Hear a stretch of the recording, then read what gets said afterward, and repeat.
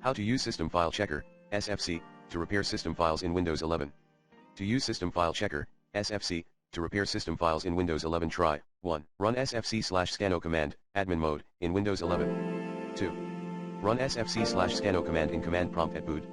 Run these commands below, as admin, disk part list volume, note down the offline boot directory, SFC/scanO/offboot equals recovery partition drive letter // offwinder equals Windows drive letter / Windows, for example, SFC/scanO/offbooter equals E // offwinder equals C // Windows.